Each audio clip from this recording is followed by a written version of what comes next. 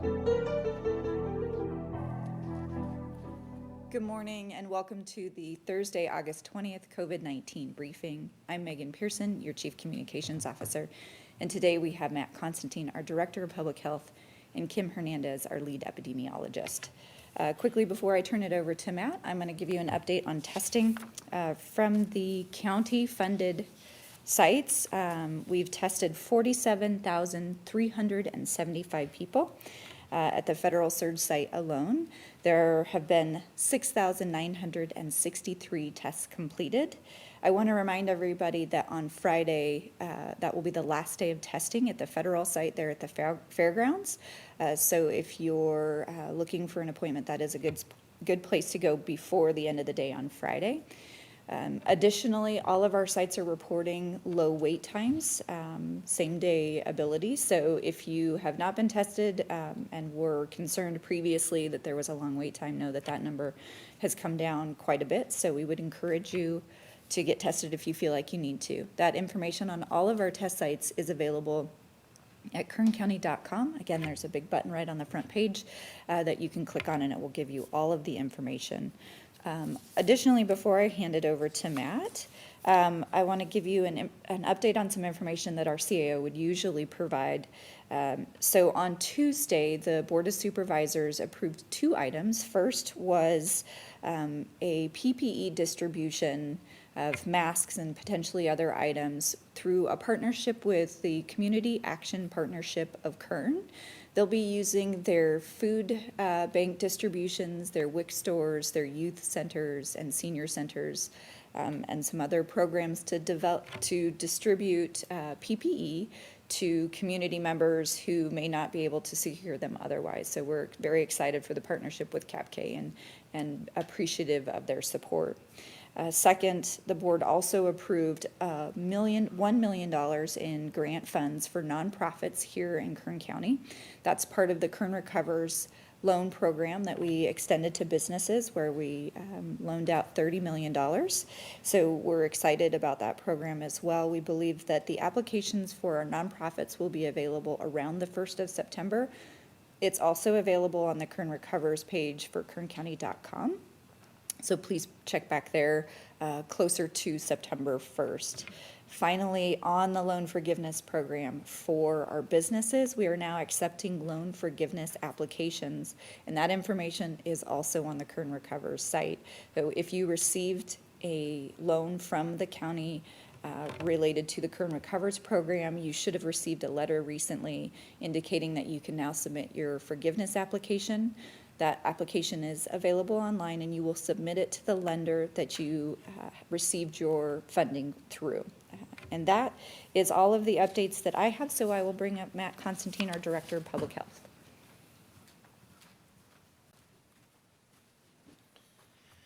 Thank you, Megan. Good morning.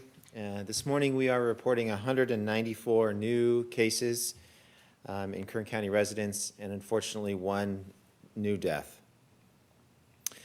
On Tuesday, we did briefly speak about some work that we're doing with County Council on trying to find ways to release some additional data.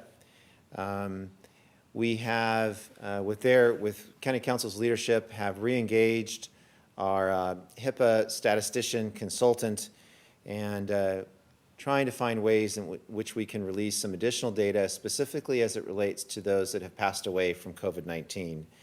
Our hope is that now that unfortunately we have higher numbers, and if we potentially could release some data, maybe not on a daily basis, but on a different interval, we've asked County Council and the statistician if there's some potential. So they're exploring some options. We're hopeful that there's some potential there to share additional information on our dashboard. And then finally, a little bit on plasma donations. We reported this on Tuesday, but it's important to restate this. Houchin has indicated they have 3 staff members. They're busy all day answering phone calls on plasma donations. Since July 27th, they're reporting that they've had 182 donors, and They have given 674 units of plasma, which is terrific. And most importantly, they reported to us on Tuesday that they do not have any outstanding orders for plasma from our hospitals. So that's terrific. I'm grateful that people are responding. And with that, I'll turn it back over to Megan. Thank you, Matt. Okay, we're going to go ahead and open up for questions. As always, we'll go in the order that was sent to you earlier today. Remember, it is *6 to unmute. We ask that you ask your initial question, keep it to one question. We understand that you'll have follow-ups, but until we've made it through the list, we want to give our reporters the ability to get on to their other assignments. And we will take your questions after each outlet has had the opportunity to ask their first one. We also ask that you keep your questions relevant to the topics that we've covered today. So with that, we will start at the top of the list. I believe we have Tony Lee with KNZR on the line.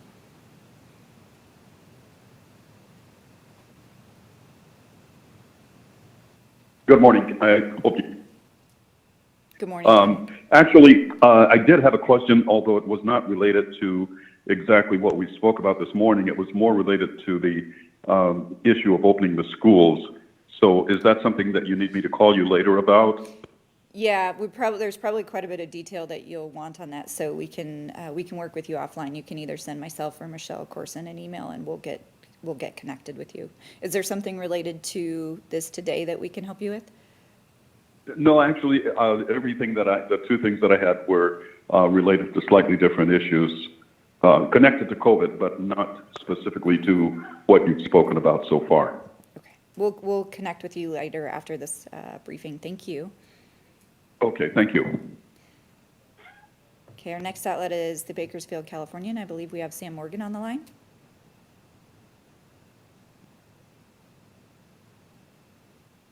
Yes, hello Megan. My question is about the state watch list, and I see that counties are moving off the watch list. Is there any indication about if Kern County will be able to move off of it soon, and what do we plan on doing if we get the go-ahead or if we get off the watch list? Thanks, Sam. We'll have Matt respond to your question. Good morning, Sam. Just to give you an update on the state triggers on the monitoring list in particular, the percent positivity today was reported at greater than 20%. We are asked to be at 8% or below. The case rate is over 300, about 307 right now. They want that to be below 100. The hospitalization change, another category that they look at, the state's database wasn't functioning this morning. We know it's a negative number. They want us to be at 10% or below, so that's good. We have been on this monitoring list for 30 consecutive days. We have watched how the state has added several additional counties onto the monitoring list and then had removed one county recently with an expectation there may be a couple other counties that are coming off the list since they have met the metrics. It's also important to note that as it stands today, even though if the county comes off of the monitoring list, the restrictions the governor placed back in mid-July still stand. So although these counties are coming off, the restrictions to indoor restaurants and indoor hair salons still apply. There has been some recent discussion at the governor's press conference about looking for ways, either at a county level or a regional level, where counties that are doing well could potentially resume some activities that were restricted. We have no detail. They've indicated to us previously that once you're on the list, you stay on the list, and we would call, as a state, come off of the list. There seems to be some movement there, so we're going to wait some direction. But Sam, does that answer your question? Yes, thank you very much. Our next outlet is Kern Radio. I believe we have J.R. Flores on the line. Yeah, thanks, Megan. No questions for on the topics today. Thank you. Carry mind, I love you. Awesome, thank you. Our next outlet is Channel 23. I believe we have Tori Cooper on the line.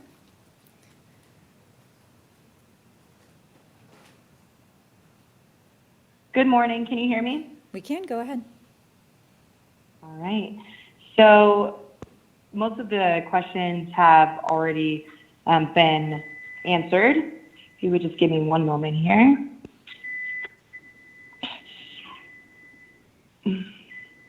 So what do you guys think about the governor and the watch list? I mean, that's been the main topic of conversation so far this morning. So what is public health response to where we're at? Is it really just keeping an eye on all of our numbers right now? Where are you guys at with that? What's your response to this? We'll have Matt respond, Tori. Good morning, Tori. So the monitoring list and the metrics are clearly something that we watch very closely. There's also another component about ICU beds and ensuring that we have greater than 20% of our ICU beds available. If you'll notice, we did not meet that one day this week. Today we're back on and meeting that criteria. So we track those closely. Our hope is that we strive towards meeting those metrics with some anticipation that that would then allow us at some future time to reopen businesses, to show the governor and the state that we have made improvements. Clearly we have some work to do, but I think we're moving in the right direction. Tori, does that answer your question? Yeah, there was only one other thing I was curious about, and I'll leave it at that if that's okay. So we have previously asked Public Health about releasing the background information related to the people who are dying in our community. And as you know, Public Health has mentioned that it would be a violation of HIPAA rights in the eyes of the statistician that you guys hired. That's an outside agency that looks at that. But I guess our question now is, how might this no longer be a violation of HIPAA rights as compared to before when 23 ABC first pushed for the release of ethnicity?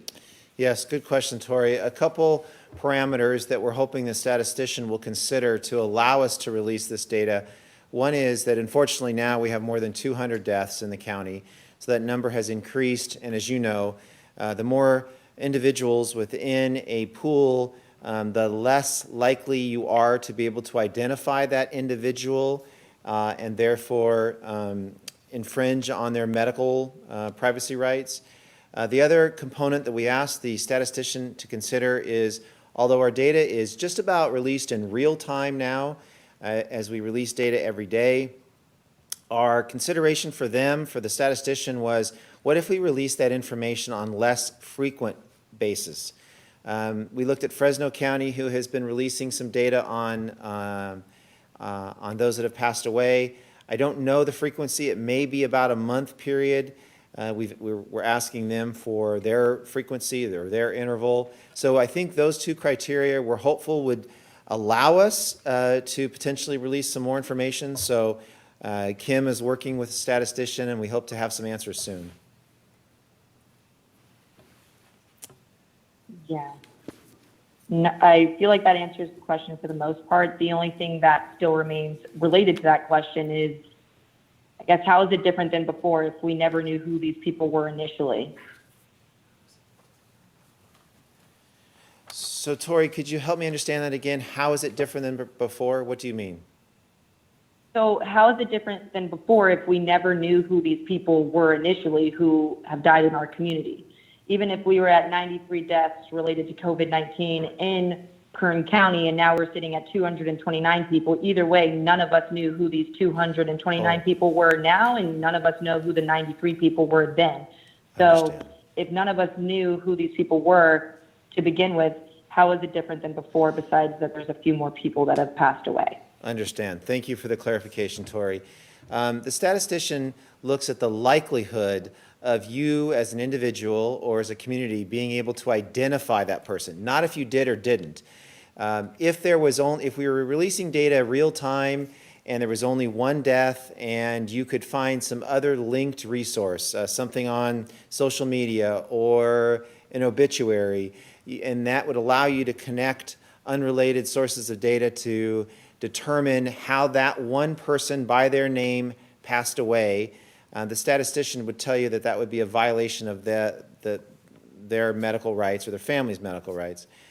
So if we, what we've posed to the statistician is if we broaden the time frame, and now since we have more of the individuals that have died, that lessens the risk. At least that's our view of it. We're hoping that he also agrees and follows along. But that's kind of the approach that we're taking. Hopefully that answers your question, Tori. Yeah, thank you so much. Our next outlet is Kern Soul. I believe we have Elizabeth on the line. Hi, good morning. My only question today, and I'm not sure if you can answer this, but are you able to tell us how many of the deaths are from skilled nursing facilities? We're looking up the data now, so if you have another question, we can come back to that, and we'll get you the number. But we'll make sure before we leave today that we get you that number. Okay, great. That was my only question. Thank you. Okay, we'll make sure we come back to that. Our next outlet is Valley Public Radio. I believe we have Carrie Klein on the line.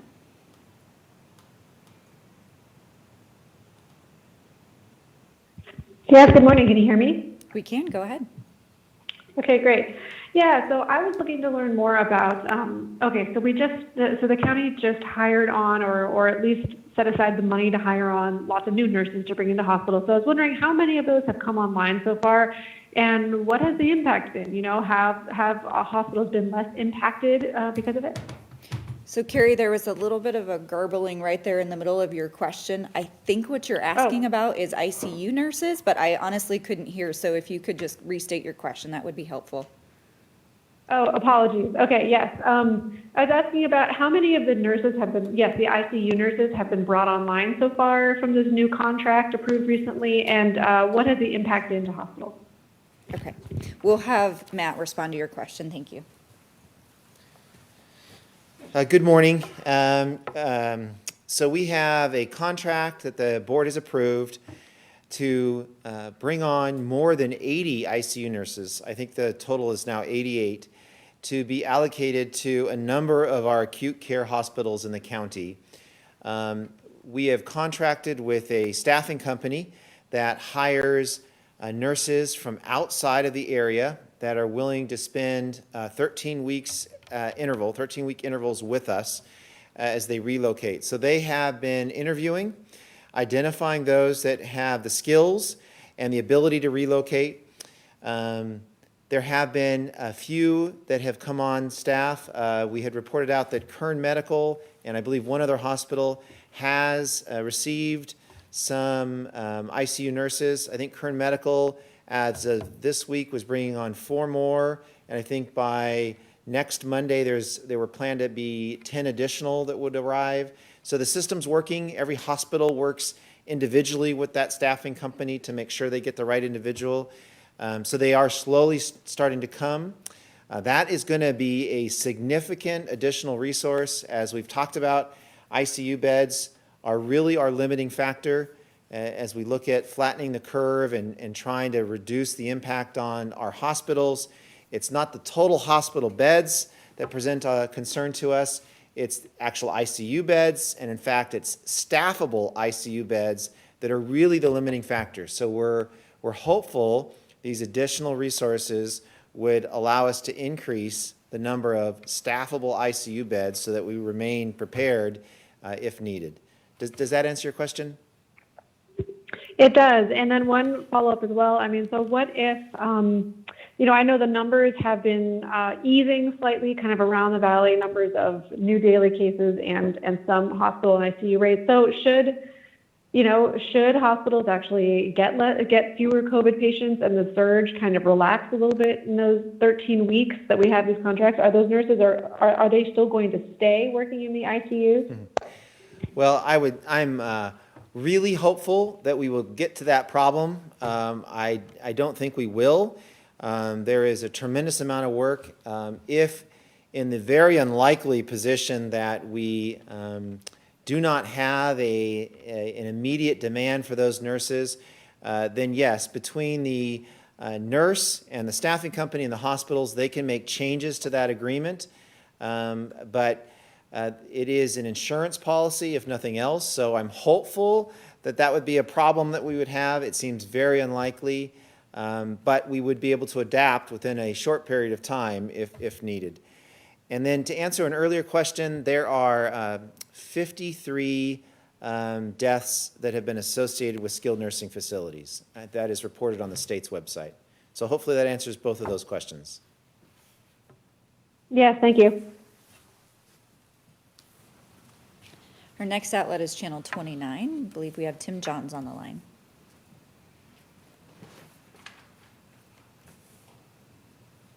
Hi guys, good morning.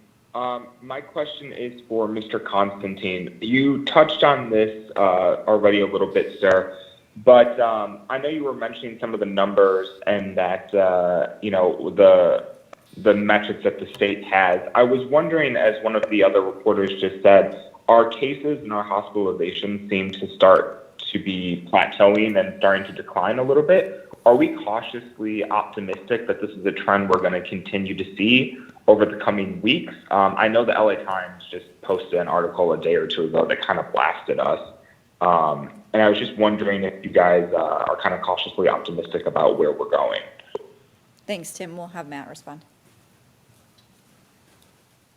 Good morning, Tim. Unfortunately, no, I'm not optimistic. Most hospitals in the metropolitan Bakersfield area are at or exceed their ICU capacity. We have beds available, but those ICU beds are really in short supply. We have been fortunate over the last few days to see smaller new cases per day. We're really hopeful that those numbers stay low. We have seen a concurrent decrease in demand for testing, as Megan mentioned earlier. So it does seem to kind of coincide with the levels of testing. We're hopeful that some of the interventions work, but the model still shows that cases will continue to rise through February of next year and then slowly subside going into the summer of next year. We're hopeful that model can be changed and perhaps we can influence it more, but it's really too early to draw any sort of conclusion to this point. And we continue to prepare for what the model has been predicting so that we're ready to assist, but a little too early to tell, I think, at this point. Okay, thank you. Next, we have Channel 17. I believe we have Eitan Wallace on the line.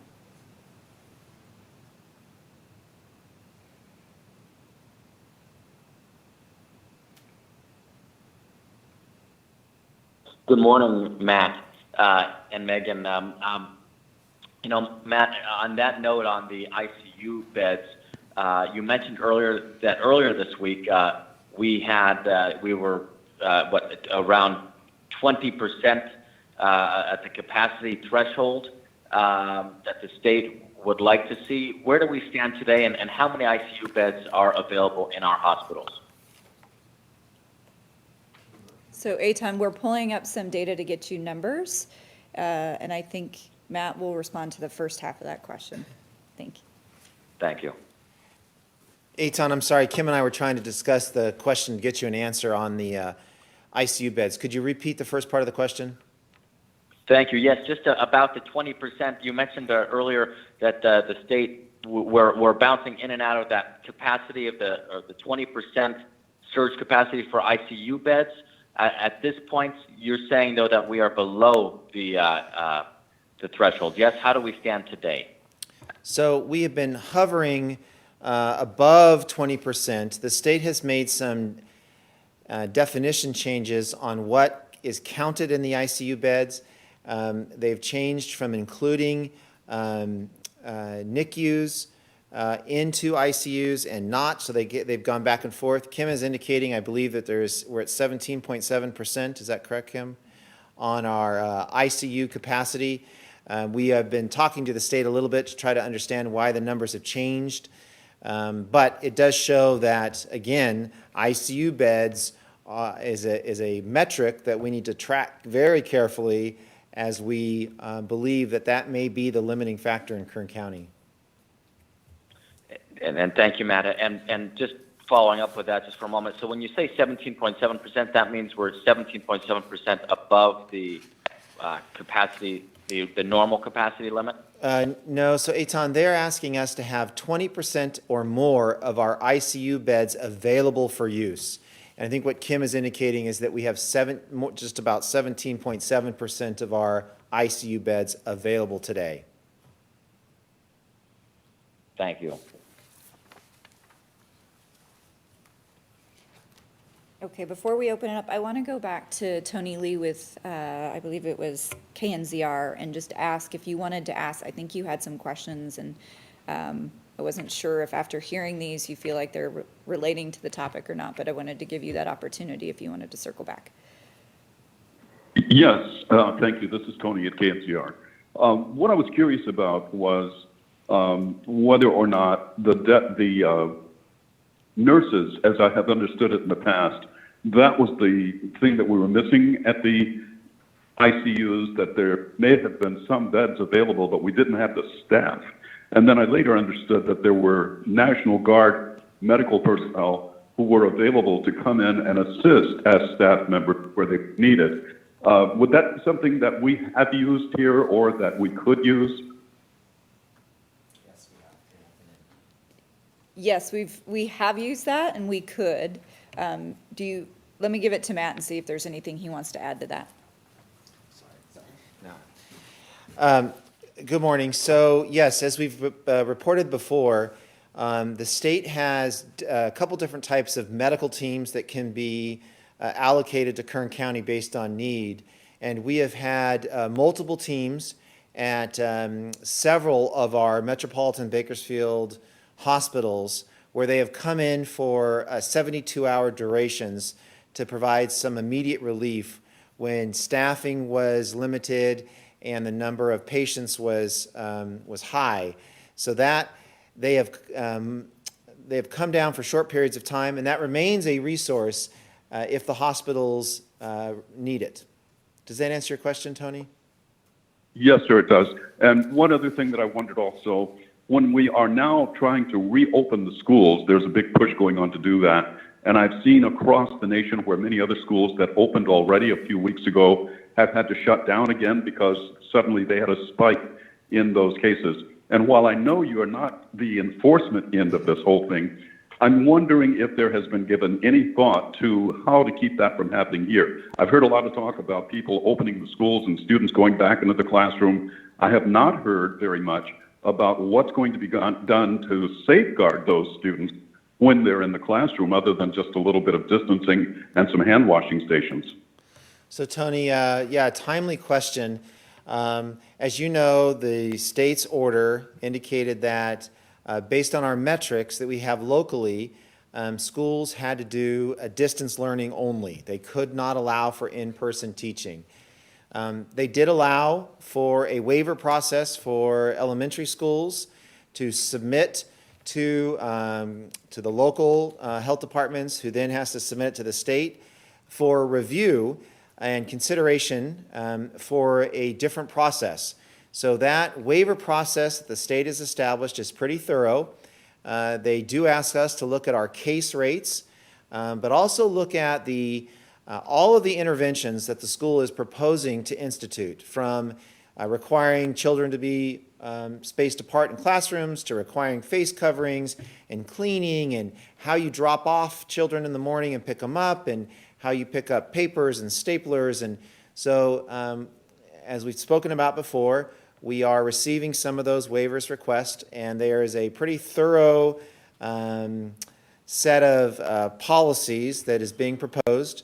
In addition, they are required to meet with the parents and the teachers and the community, labor unions, and to achieve that all prior to coming forward and asking permission. So it's a pretty elaborate process that the state is asking the waiver process to go through. And the ones that we've seen, the two that we've reviewed, have been very robust. They've been very small schools. They have the ability to provide distancing and hand washing that you mentioned. I believe that those proposals are safe.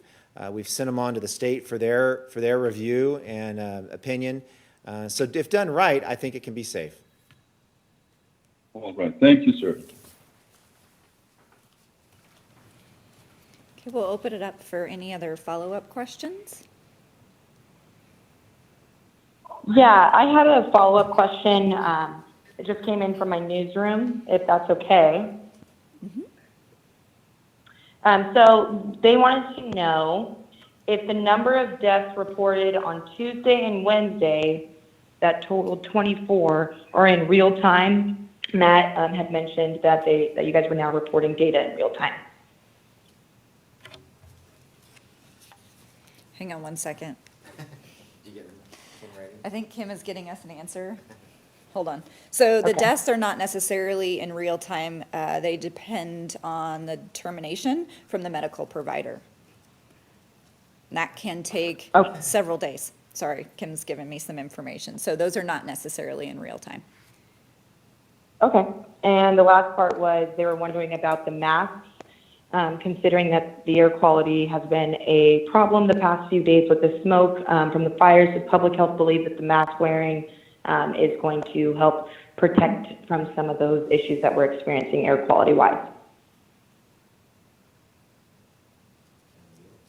So let me just make sure I understand. You're asking if the masks that we're suggesting people wear for protection related to COVID-19 are also a protection against the particulate matter, the ash that's in the air resulting from the wildfires? Yep. So they may provide, again, I'm getting information from Kim on this one, so they may provide some protection or assistance from the large particulate matter, although they're probably not, they're not intended for that purpose. Okay, thank you. Mm-hmm.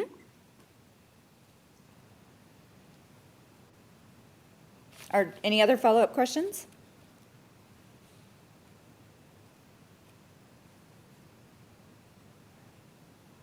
Hey guys, Tim here. I have one quick follow-up question. I know the Olive Knoll School has gotten some press over the past couple days. They say they've been in touch with you guys about getting, they've been operating in the formal education waiver. I just want to confirm that that is true, that you guys have been in touch with them over the past couple weeks and months and that they're operating, completely in compliance. So I'll have Matt respond to that one, Tim. Thank you. Good morning, Tim. I'm vaguely aware of some of the attention, yes. We have one person assigned to do just this, to review those applications and respond to any questions or concerns. I firsthand don't know of any specific information about that facility. I'm happy to talk to my staff member to find out more for you offline, but as I stand here today, I can't tell you a current status. Okay, so we can email either to Michelle or Megan and get some further clarification on that. Thank you. Absolutely.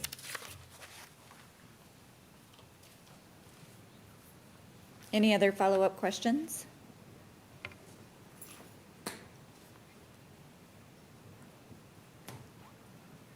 Okay, we want to thank our interpreters for being here today. We appreciate their help and assistance as we make our way through this, and we will see you next week. Thank you.